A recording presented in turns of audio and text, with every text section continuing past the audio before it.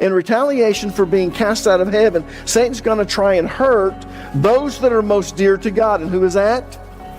The Jews, God's chosen people, because they're the ones who are responsible for bringing forth the Messiah. Yeah.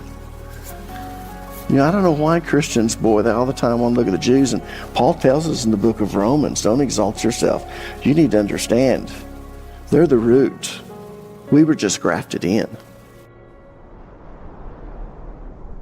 Well, for the last month or so, we've been going through the Olivet Discourse verse by verse. And as most of you know, the Olivet Discourse is what Jesus taught concerning the end times. In fact, that's the name of the series, The End Times According to Jesus. Now, because we've been going through the Olivet Discourse verse by verse, you should be familiar with the way that it's laid out, especially in the Gospel of Matthew, because we spent the bulk of our time in Matthew's Gospel. And as I've pointed out many times, Matthew's account of the Olivet Discourse is recorded in chronological order for the most part. In other words, he has arranged the events so that they are laid out in chronological order. In other words, he took what Jesus said about the end times and he kind of rearranged how Jesus said it to make sure that all of the events lined up in chronological order. And that's the reason we chose Matthew's Gospel as we were going through the Olivet Discourse,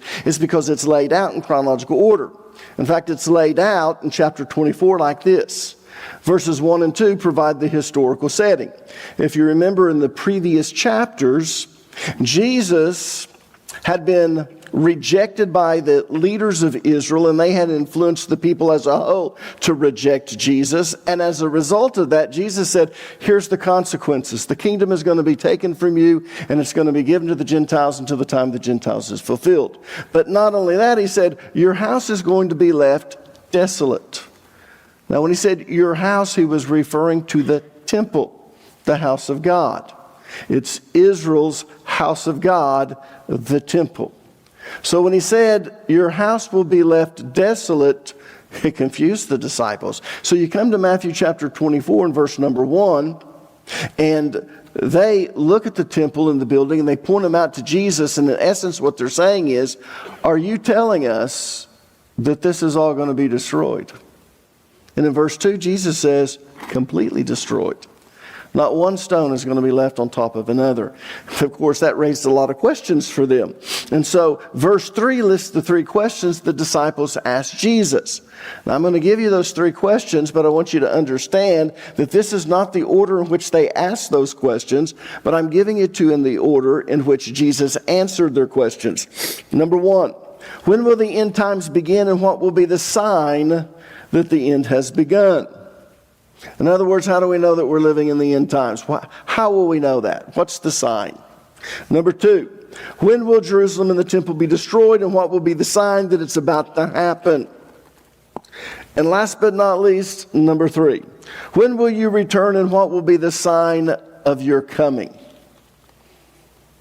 This is interesting, because he's telling us, or they're asking, is there going to be a sign to let us know when you're coming? And Jesus is going to answer that. Now, in verses 4 through 6, Jesus provided some general characteristics of the church age, which are not signs. In other words, these things have nothing to do with the end times. They're just a natural byproduct of living in a sinful world. And Jesus didn't want his disciples to jump to the wrong conclusions when they saw these things happening. And yet people do that today. One of the non-signs is wars and rumors of wars. From the time of Jesus, there have been wars and rumors of wars. And today you'll ask people, do you think we're living in times? Oh yes, there's wars and rumors of wars. Well, people, that's a non-sign. There'll be many messiahs or false Christ. There's been that, Jesus was the first one that officially came and said, I am the Jewish Messiah. After him, there's been bukus. Yeah. Those are non-signs. In verses 7 through 8, Jesus gave us the sign of the end of the age. In other words, the sign that lets us know that we're living in the end times. As Christians, we should know, are we living in the end times or not? Because they said, give us a sign so we'll know. And Jesus told us what that sign is. The sign is a world war. Nation shall rise against nation, and kingdom against kingdom. followed by an increase in magnitude and frequency of earthquakes and famine. That confirms the sign. Verses 9 through 28 is a list of events that will occur during the tribulation. This section is broken into two parts. Verses 9 through 14 lists the events that will occur in the first half of the tribulation. Verses 15 through 28 lists the events that will occur in the second half of the tribulation. Verses 29 and 30, which we're going to be looking at this morning, tell us when Christ will return, as well as the sign of his coming. Now listen to me. The second coming is not imminent. Verse 29 tells us when Jesus will return. He doesn't tell us when the rapture will occur. He just says it could happen at any moment. The second coming is not that way. Certain things must transpire before the second coming occurs. That's why the rapture and the second coming are two different events. And if you can't get that, I can't help you. Verse 31 is the regathering of Israel. The Jews will be brought back to the promised land. They will no longer be scattered all over the world. That was part of the curse spoken upon the nation of Israel. Go back to Deuteronomy 28. These curses will follow you. You get to the very end of the chapter and it's like, okay, this is it. When you guys have broken so many times, this is what's going to happen. You're going to be scattered all over the world. But let me tell you, verse 31 tells us there's going to be a regathering of Israel. Verses 32 through 35 is the parable of the fig tree. This lets us know that we're the final generation. In other words, if we live a long, full life, we will see all of these things take place unless we're raptured. If we're raptured, we'll miss the tribulation. Thank God. We won't see asteroids hitting the planets and causing a polar axis shift. We won't see the sun darkened and the moon not shining. We're not going to see those things. But we will live to see the rapture take place. Verse 36 through 42 is about the rapture. Now, this is where Matthew deviates from placing the events in chronological order, but he clearly indicates that he's breaking the pattern. So we know that when he starts talking about the rapture that, it's not at the end, because he lets us know. And you don't really get that unless you can translate it from the original Greek. I'll talk more about that when we get there. Now, last week, we began studying verses 29 and 30, which tells us when Christ will return, as well as the sign of the second coming, but we didn't finish it. We got about halfway through verse number 29. So, if you don't mind, let me give you a quick recap of what we covered. Verse 29 sets the stage for Jesus' return.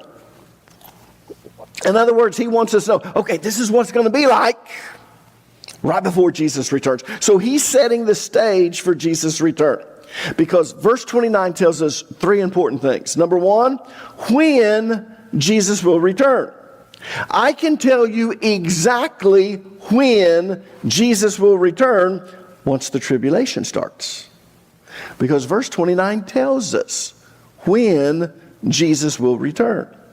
Number two, second important thing. What's it going to be like on this earth right before Jesus Christ returns? Don't we want to know that? Yeah. And number three, what the sign is that signals he's returning. What is the sign? Now, let's read verses 29 and 30, and you'll see what I'm talking about. But immediately after the tribulation of those days, the sun will be darkened, and the moon will not give its light. And the stars will fall from the sky, and the powers of the heavens will be shaken. And then the sign of the Son of Man will appear in the sky. And then all the tribes of the earth will mourn, and they will see the Son of Man coming on the clouds of the sky with power and great glory. Now I want you to notice that Jesus said immediately after the tribulation of those days. The phrase of those days refers to the 2,520 days of the tribulation, also known as the 70th week of Daniel. The first half of the tribulation will be exactly 1,260 days. The second half of the tribulation will be exactly 1,260 days, for a total of 2,520 days. Pastor, how long will the tribulation last? 7 years, prophetical years. 7 years of 360 days. 2,520 days, divided into 2 periods, the first half and the second half. Yeah. So according to Jesus, he will return immediately after the tribulation. Immediately after those 2,520 days. But what will it be like on the earth right before he returns? Well, verse 29 tells us. Notice what it says. But immediately after the tribulation of those days, the sun will be darkened, and the moon will not give its light, and the stars will fall from the sky, and the powers of the heavens will be shaken. Do you see that? The sun will be darkened, the moon won't give its light, the stars will fall from the sky, and the powers of the heavens will be shaken. Now, last week I explained why the sun would be darkened and the moon wouldn't shine. I explained why the asteroids would fall from the sky hitting the earth. And if you weren't here last week, then you need to go back and watch last week's sermon, because I don't have time to review that. Suffice to say, it's the result of the 6th seal being opened in the book of Revelation and the 5th bowl being poured out upon the earth. So, we've already covered the first 3 things that Jesus mentioned, but we didn't get to the last thing, which was the powers of the heavens being shaken. And that's what we're going to cover this morning. At the end of the tribulation, right before Christ returns, the sun will be darkened, the moon won't shine, asteroids will fall from the sky, hitting the earth, causing a polar axis shift, and the powers of the heavens will be shaken. But what does that mean? The powers of the heavens will be shaken. Well, that's what we're going to find out this morning. Who or what are the powers of the heavens, and how will they be shaken? So, let's read verse number 29 again, and I want you to underline the phrase, the powers of the heavens. It says this: but immediately after the tribulation of those days, the sun will be darkened, and the moon will not give its light, the stars will fall from the sky, and the powers of the heavens will be shaken. Now, the word powers is one of the titles used to refer to supernatural forces or beings who try to exert their influence over the destiny and activities of human beings. I didn't highlight that because I'm going to talk about that in a minute. Let me give you an example. Look with me, if you would, in Ephesians chapter 6, verse 12. For we wrestle not against flesh and blood. Oh, some people get out there and wrestle, and some are even foolish enough to get out there and fight. And if we wanted to get out here and wrestle, someone come up here and wrestle me, it'd be easy to take me. But I want you to understand, Paul says this: we don't wrestle against flesh and blood, other humans, but against principalities, against powers, there's that word, against the rulers of the darkness of this world, against spiritual wickedness in heavenly places. Now, principalities, powers, rulers of the darkness, and spiritual wickedness in the heavens are all titles for spiritual forces or beings who try to exert their influence over us. Some of you are more sensitive to spiritual things than others. Believe it or not, I'm not very sensitive to people, but I'm very sensitive to spiritual things. I've walked into certain places and I realize, ooh, there's something demonic going on here. I don't know what it is. Years and years ago, I came in and we had a person that was at our church that played in the band, and I walked in and I knew something was wrong. It went on for several weeks, so I said, God, what's the deal? And he told me, he said, he's smoking pot.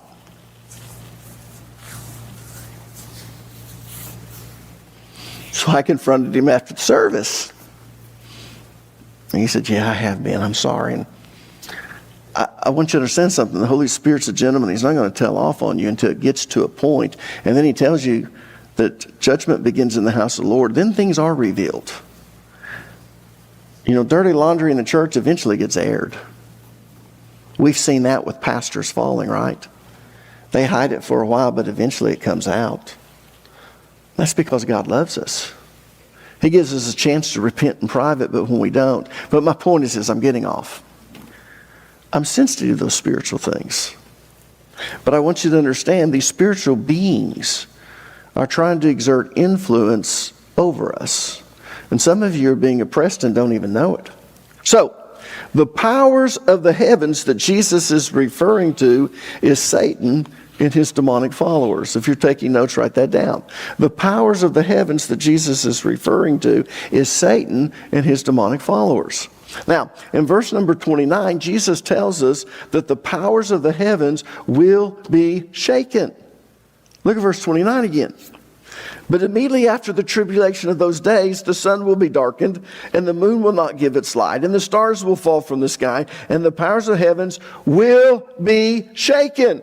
In other words, Satan and his demonic forces will be shaken. But what in the world does that mean? Well, underline the word shaken and let's find out. The word shaken is translated from the Greek word sauo. And it means to overthrow or to cast down from a previous position or state. So what Jesus is saying is that Satan and his followers are going to be cast down from heaven. Let me say that again. What Jesus is saying is that Satan and his followers are going to be cast down from heaven.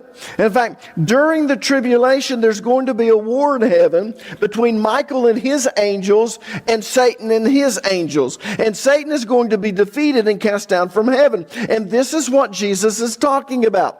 Now again, Jesus is describing in layman's terms the very same thing that John described in the book of Revelation.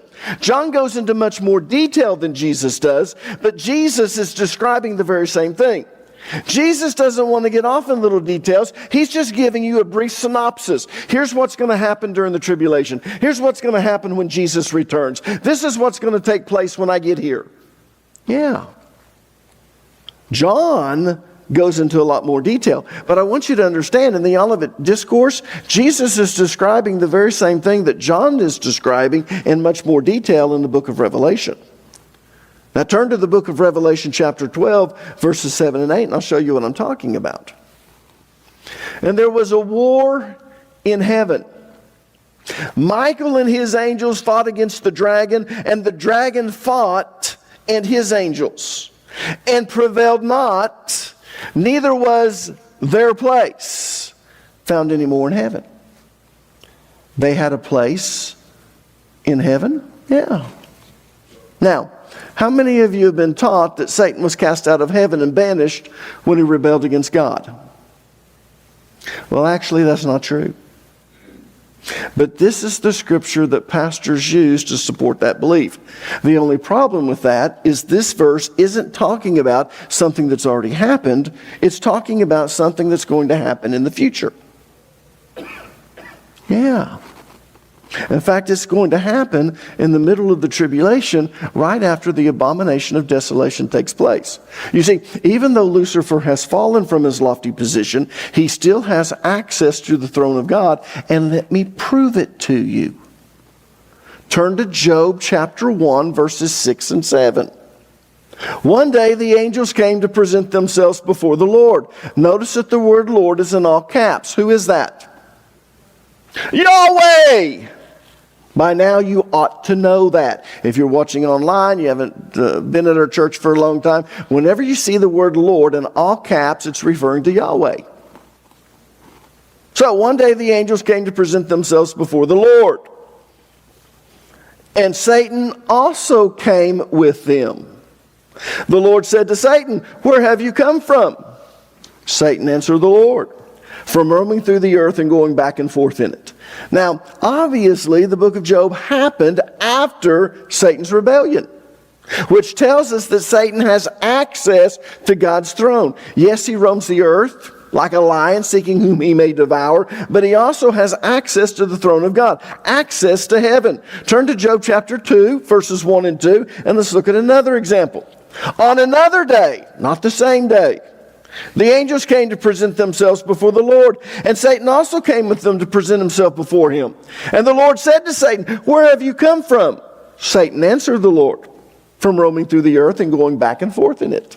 Yeah.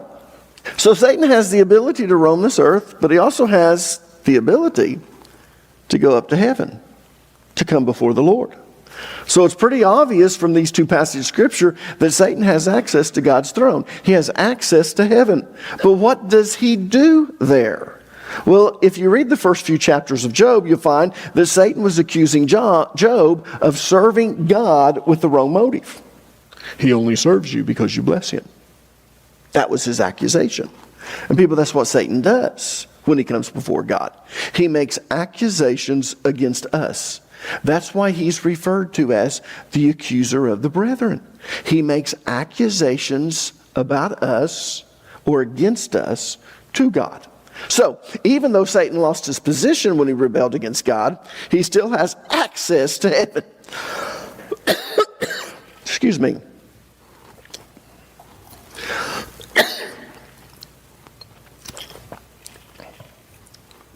Yes, I'm trying to keep it from this slide when I cough. So, again, even though Satan has lost his position when he rebelled against God, he still has access to heaven, and so do some of his angels. Look at Ephesians chapter 6, verse 12. We're still in Ephesians chapter 6, where, if you remember in the earlier verse, he mentioned all these things. And then in verse number 12, he says this: "For our struggle is not against flesh and blood, but against the rulers, against the authorities, against the powers of this dark world, and against the spiritual forces of evil in the heavenly realms." According to Paul, there are spiritual forces of evil in the heavenly realms. But they won't be there forever. There is coming a day when Satan and his angels are going to be kicked out of heaven for good. And he will no longer have access to God. He'll no longer have access to heaven. And people, that's what Revelation chapter 12, verses 7 and 8 is all about. You see, the demise of Satan happens in 3 steps. The first step is when he's banished from heaven. You'll find that in Revelation chapter 12, verses 7 through 8. The second step is when he's chained in the bottomless pit during the millennium. That's in Revelation chapter 20, verses 1 through 3. And the last and final step is when he's thrown into the lake of fire. You'll find that in Revelation chapter 20, verse number 10. So, here's what I'm telling you. At the midpoint of the tribulation, when the 2 witnesses are murdered, the Antichrist makes his move. He enters into the temple of God, proclaiming himself to be God, and he demands to be worshiped. At that time, Satan makes his move. And there is a great battle in heaven. Satan is not only defeated, but he's banished from heaven. It's over. No more access to heaven. No more accusations against the brethren. Instead, Satan is cast down to the earth for good.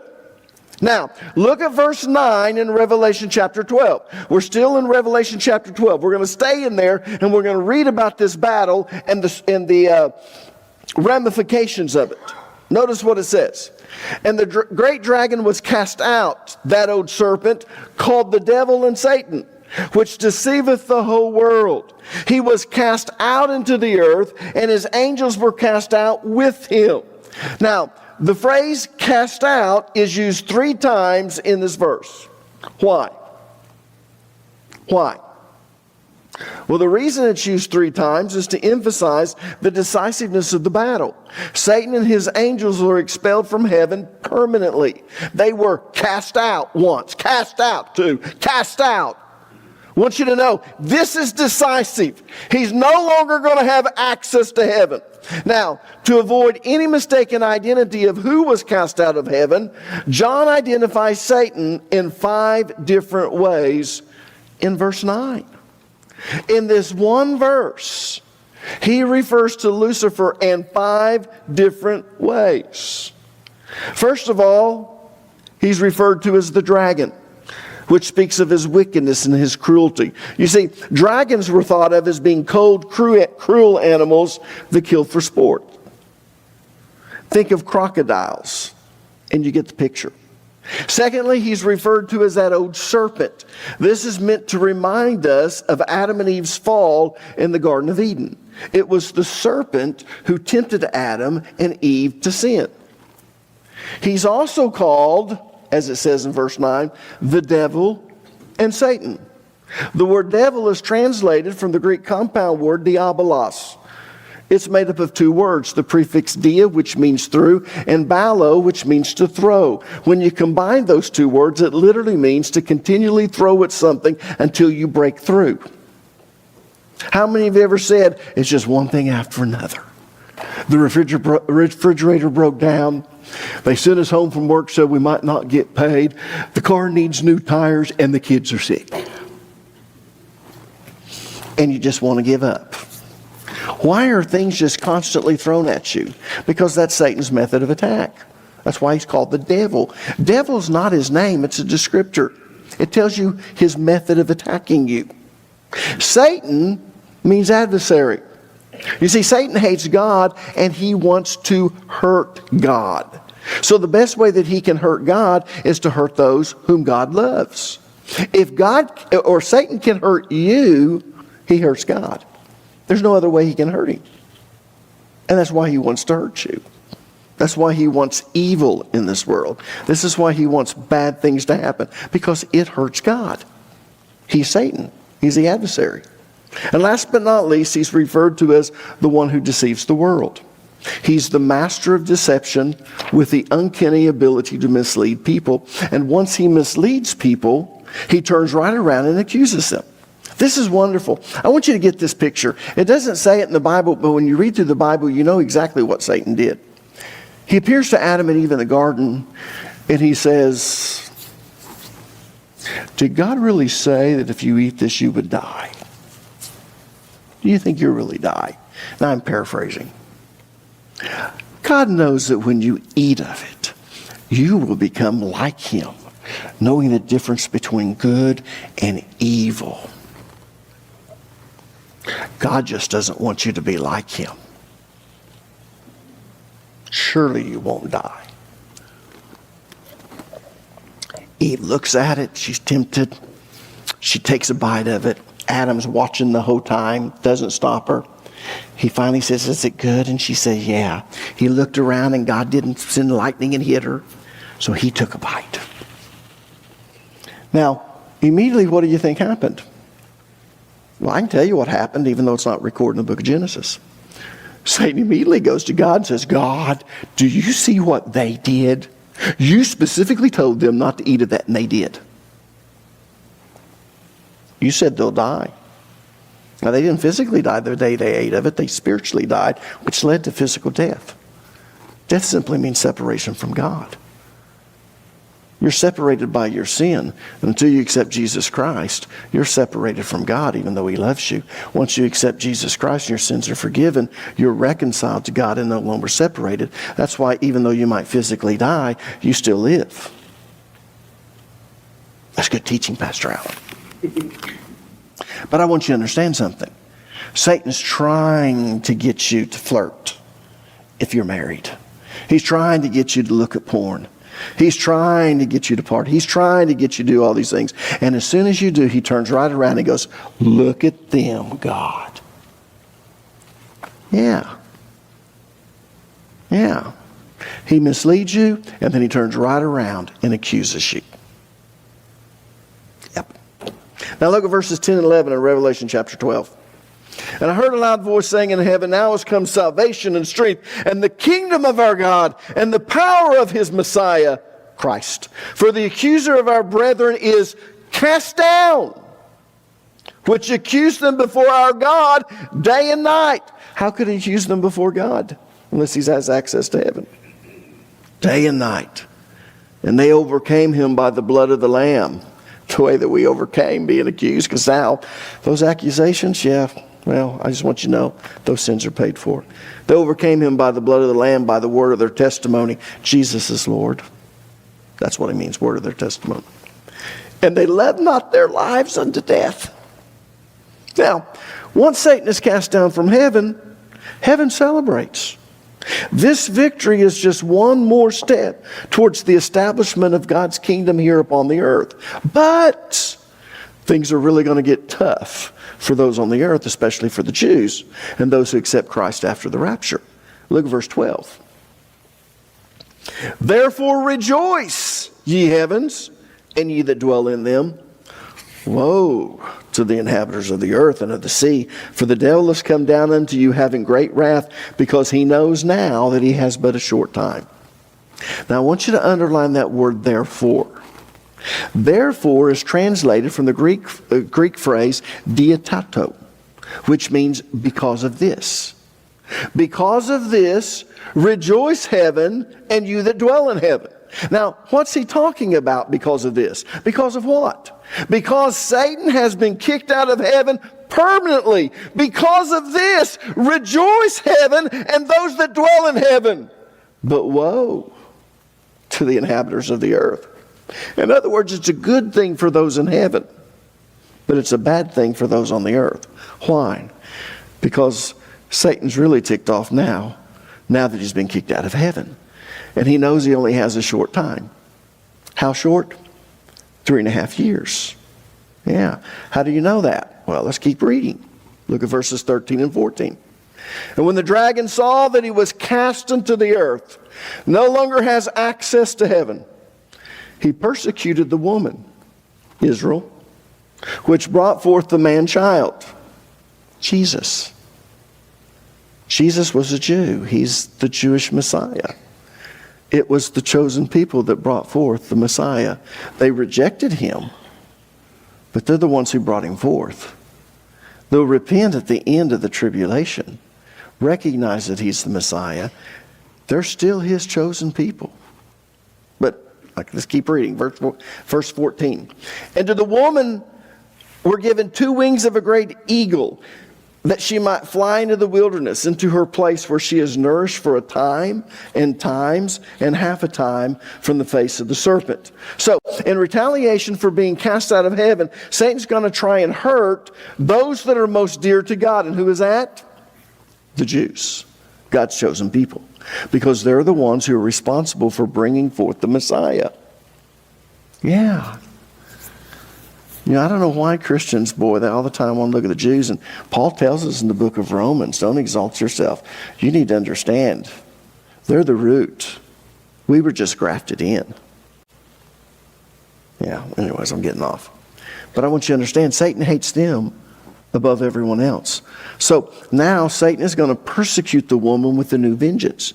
The only problem is the Jews are going to flee into the wilderness when they see the abomination of desolation take place. So they're going to be one step ahead of Satan. Look at verse 14.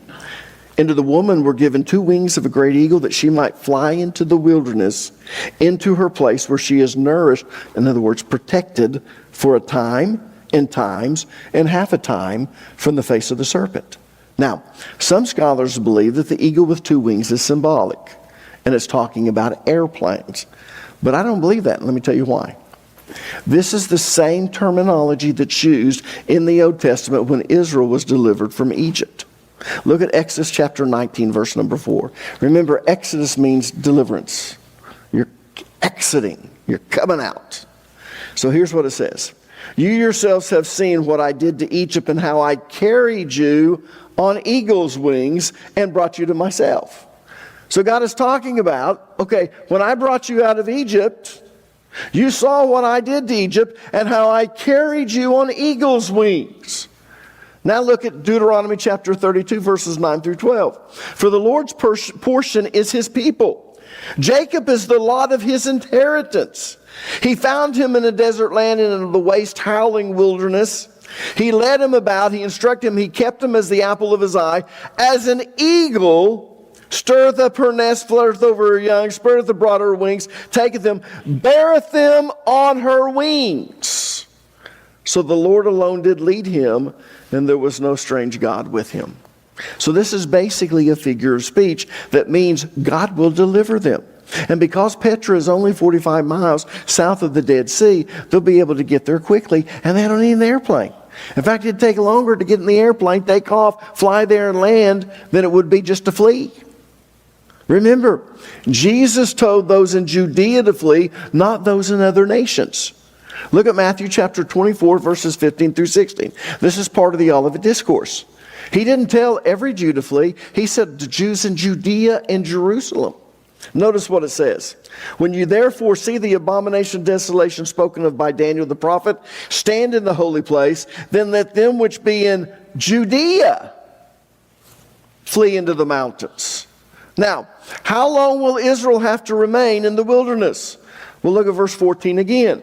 And to the woman were given 2 wings of a great eagle, that she might fly into the wilderness into her place, where she is nourished for a time, and times, and half a time from the face of the serpent. A time, which is 1, and times, which is 2. This is not plural, this is a dual. A dual means more than 1, but not more than 2. So what does it mean? 2.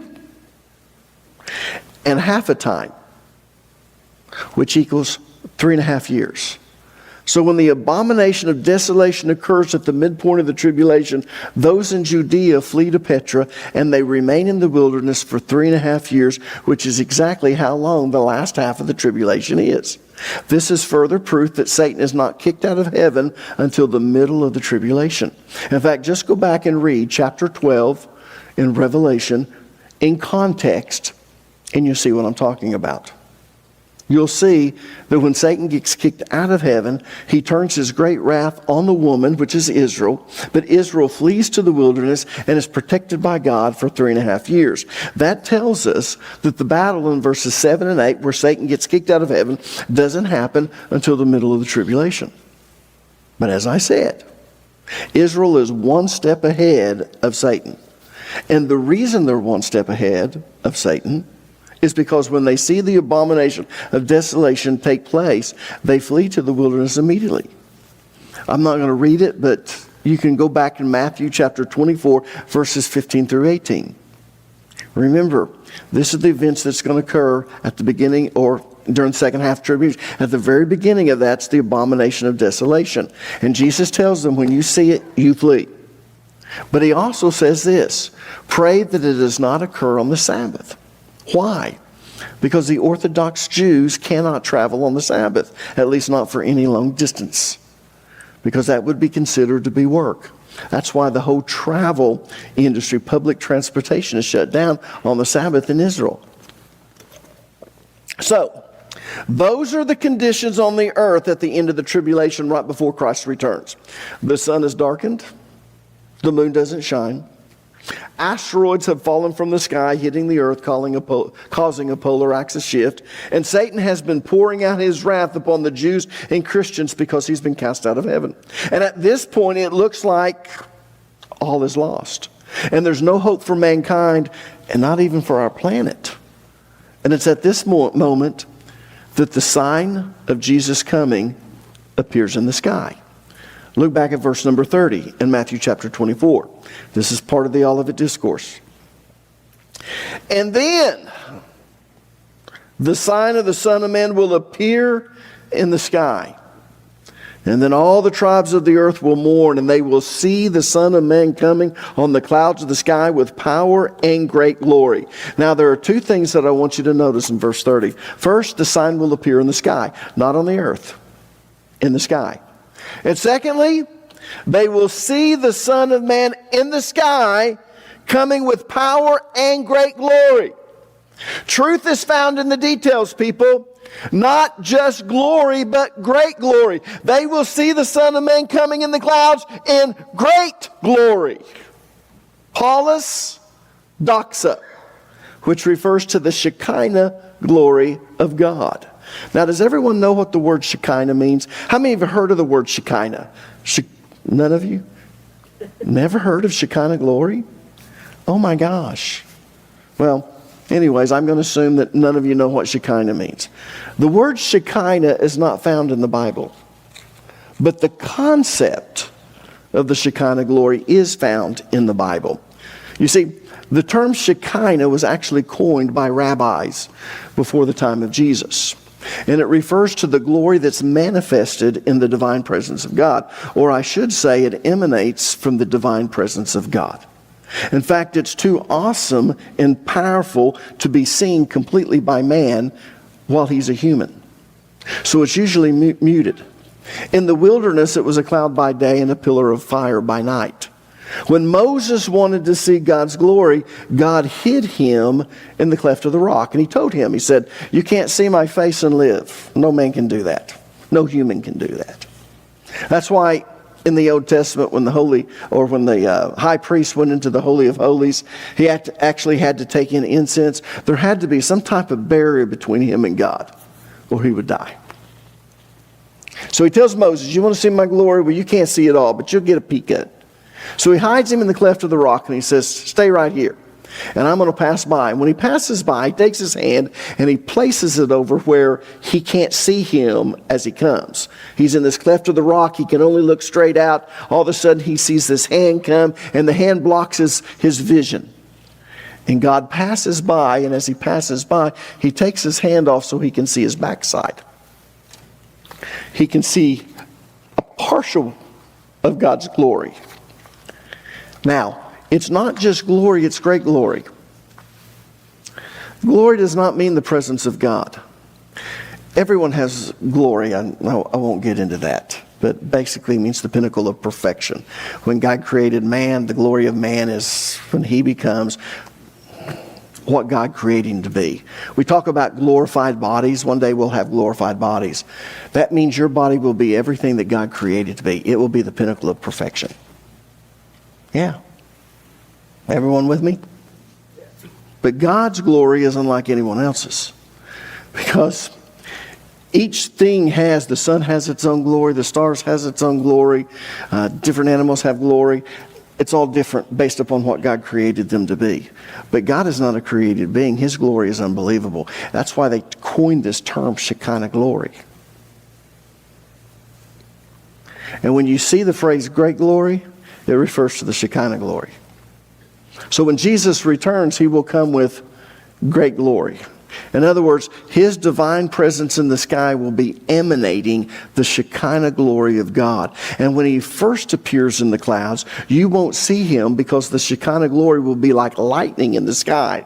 Remember what Jesus said in Matthew chapter 24, verses 27. Remember from verses 15 through 28, these are the events that are going to occur in the second half. But as he's talking in that, in verse number 27, he gets ahead of himself, Jesus does, and he says this in verse 27. For as the lightning flashes in the east and shines to the west, so it will be when the Son of Man comes. In other words, when Jesus appears, the Shekinah glory will be like lightning. But unlike lightning, it won't disappear. In other words, it will illuminate the sky like a lightning bolt, but it will maintain its brilliancy. The light won't dissipate. And as everyone's eyes becomes accustomed to the brilliancy, they'll see the coming Son of Man. What a sight. So, let me set the stage for you. I want you to get a picture of this. At the very end of the tribulation, the sun is darkened, the moon won't shine. Asteroids have fallen from the sky, hitting the earth and causing this polar axis shift. The earth has wobbled and fallen. The heavens have rolled like a scroll. Can you picture that?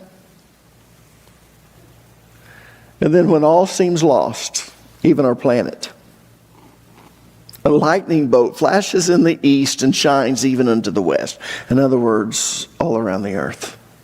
But it doesn't lose its brilliancy. Instead, it maintains its brilliancy because it's the great glory. It's the Shekinah glory. And as people look to the sky and their eyes become accustomed to the intense illumination, then they see the Son of Man coming on the clouds. Can you picture that? It will be the most climactic and most dramatic event in the history of mankind. It's the return of Jesus, the Christ, the Son of the living God.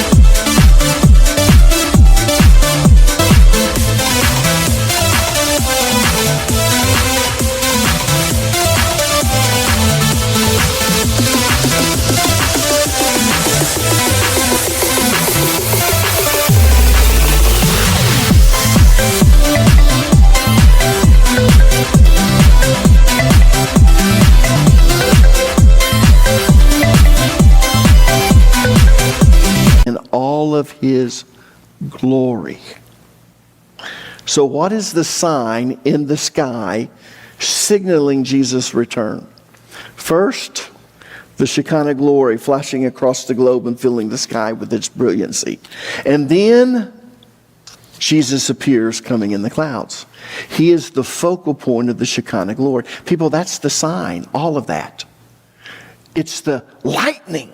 It's the illumination. It's the brilliancy. And it's Jesus in the clouds. That's the sign. You won't see the sign until he's ready to come. And the sign is his great glory in him. Now, what's the world's response to the sign? Well, look at verse 30 and let's find out. And then the sign of the Son of Man will appear in the sky, and then all the tribes of the earth will mourn. Do you see that? Everyone on the earth will mourn. The word mourn is translated from the Greek word kopto. In this context, it means to wail. In other words, they will wail because they're in the presence of God the Son. Those who refuse to take the mark of the beast will wail because their deliverer has come, and emotions will override them because they have endured for 7 years. They missed the rapture, but they realized that Jesus is Lord, so they endured. They endured the famines and the earthquakes. They endured the polar axis shifts. They thought they couldn't endure anymore, and there he is. And they will wail because their emotions will overcome them. But those who've taken the mark of the beast will wail because their end has come and they're in the divine presence of God the Son. They were foolish and they made foolish choices, and now they know just how foolish they are because they're in the presence of God and they realize they're damned for all eternity. The great white throne judgment will be a time of wailing, kopto, when people realize they're damned. So when Jesus appears, it looks hopeless. It's not hopeless for those who've endured to the end.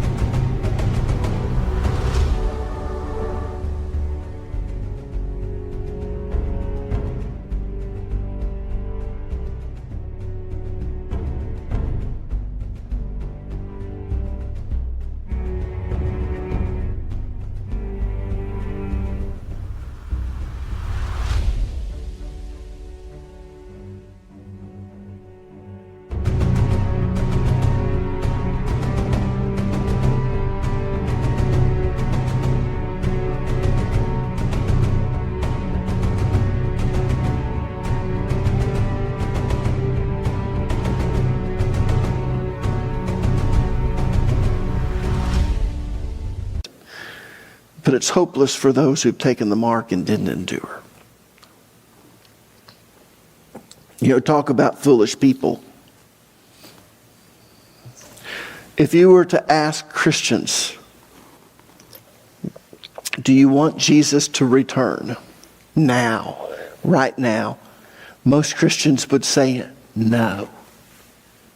And you want to know why?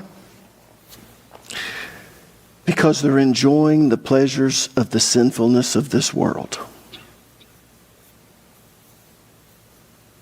Yeah. I didn't get saved till I was 20. Grew up in a Christian home, went to church all my life, accepted Jesus as my fire escape, said the sinner's prayer, walked down the aisle, was baptized, but I wasn't saved because Jesus wasn't Lord. I didn't want to make Jesus Lord. I was afraid if I became a Christian, I'd miss out on everything. And you know, there's so many Christians this way about Jesus' return. Now let me show you how foolish this is. How many of you have someone in your family that needs a healing? How many of you have something that's happening in your family where you need a miracle? How many of you need something where God just needs to show up and do something big? Okay. When Jesus returns, all the healings will be there. All the miracles will be there. Everyone will be prosperous. Everything will be set right. No more death. No more destruction. Now, don't get me wrong. You'll still have those who made it through the tribulation that are humans. Therefore, they have the Adamic nature. And some will die during the millennium, but it will be rare. It's be those who needed judgment, and everyone will know, Isaiah tells us. But here's what's interesting. Here's how most Christians feel. They so want Jesus to heal this person in their family, but they don't want Jesus to come. They just want him to heal so they can continue to live in a sinful world. They need this miracle, so they want God to do this miracle, but they don't want Jesus to return. Because if Jesus returns, I can't enjoy the sinful pleasures of this world. I still want to do this or that. They need God to move in a mighty way here, but they don't want Jesus to return. Do you see how foolish that is? People, when Jesus returns, everything that you want that's righteous and holy and of joy is going to be there.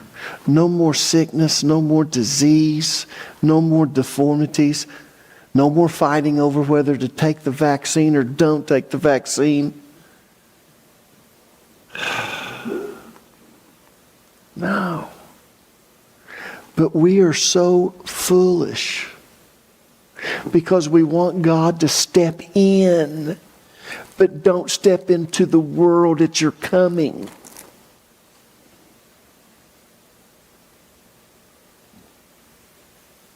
I don't know if it's my age or because of what I do. I see all the horrible things. I pray every day for you all. I pray for those who have cancer. I pray for those who their husband or their wife's left them. I pray for those whose children are on drugs. I pray for all of these different things. And you know, all I want is for Jesus to come back. Because then I don't have all those. But I talk to people and they don't want Jesus to come back because they like living in this sinful world. They just want him to step in and fix these things. I don't know what's wrong with this. But let me tell you, I want Jesus to come back. I'm tired of people dying. I'm tired of sickness and disease. I'm tired of addictions and evil running rampant. I'm tired of all these things.